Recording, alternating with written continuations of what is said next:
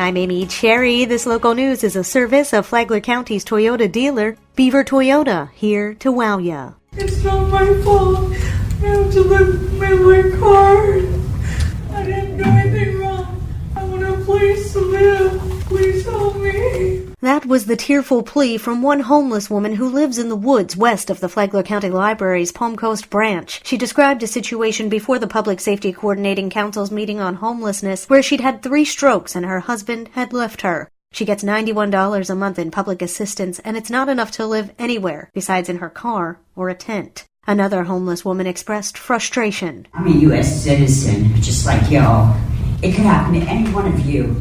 Nobody is designating anybody to do anything. You're always saying the same thing over and over. Every time I come to the meeting, it's the same thing. Start doing something. Commissioner Joe Mullins promised a swift response from the county. Get these task force moving so we can get this issue resolved, because I am not willing to let the library or any other place in Flagler County get like it was and be a refuge camp. The task force's recommendations are due in 1 month. Mullins, when talking about possible solutions, mentioned new laws on the books that would give law enforcement stronger tools to combat panhandling and undesignated homeless camps, better coordination with social services, and more options of places for the homeless to go. But a permanent shelter is out of reach due to a lack of funding. James Bellino, pastor at Church on the Rock, was highly critical of the county's response thus far. There's no quick fix, there's no easy pill to swallow that's going to make this go away. But I have a facility that I'm willing to open up to use. If there's people that need to come in and to do their job, I have a facility.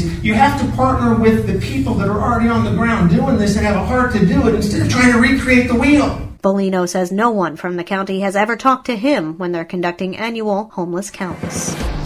But there are those who care. An annual fundraiser has again raised money to help the area's homeless population. John Arking has the story. The Sheltering Tree, Flagler County's only cold weather shelter, held its 3rd annual fundraiser on Sunday. The Have a Heart for the Homeless dinner and dance raised $11,654 for the shelter, assisting new, near, or chronically homeless individuals in Flagler County. Organizers presented success stories about the shelter at the event, provided critical information about the homeless in Flagler County and the challenges they face, and explained how Sheltering Tree volunteers provide assistance and support to these individuals on a person-by-person basis every day. With no paid staff, the Sheltering Tree has provided the homeless with food and extreme weather shelter since 2008 at Bunnell's First United Methodist Church. The shelter, which is a 501c3 charity, also offers transportation services and support to reunite individuals with their families. You can find details on Facebook and at FlaglerShelteringTree.com. From the WNZF Newsroom, I'm John Arking. This portion of Flagler's Morning News brought to you by the Daytona Beach International Airport, Sunwing Airlines nonstop to Toronto, and starting in May, nonstop flights to New York City via American Airlines.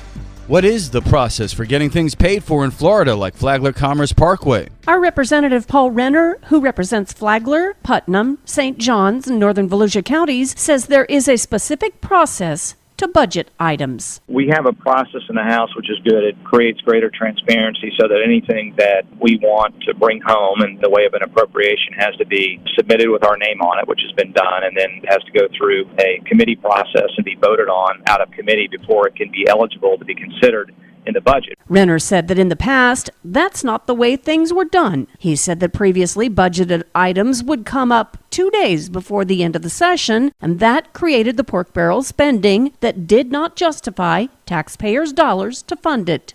The budget comes up for a vote in a couple of weeks, and the session ends on May 6th. Tomorrow, Representative Renner talks about school funding. From the WNZF Newsroom, I'm Deb Albertson. It's that time of year, time for spring cleaning, and there's an event in Bunnell next month that can help you out. Tony Magoo has the details. On Saturday, April 6th, the residents of all Flagler County municipalities will be able to put the finishing touches on their spring cleaning with a household hazardous waste collection day occurring in the city of Bunnell. The drop-off location is at the Bunnell-Coquina City Hall at 200 South Church Street. You can bring your batteries, light bulbs, fluorescent lights, electronics, household cleaners, paint and paint products, pesticides, pool chemicals, used oil, and tires. However, drugs, medications, ammunition, and weapons will not be accepted. Contact the U.S. Department of Justice Drug Enforcement Division for more information on medication collection sites. If you need more information on this event, please contact the City of Bunnell. They're at 437-7500. For Flagler's Morning News, I'm Tony Magoo. And now you're up to date on Flagler's Morning News. I'm Amy Cherry.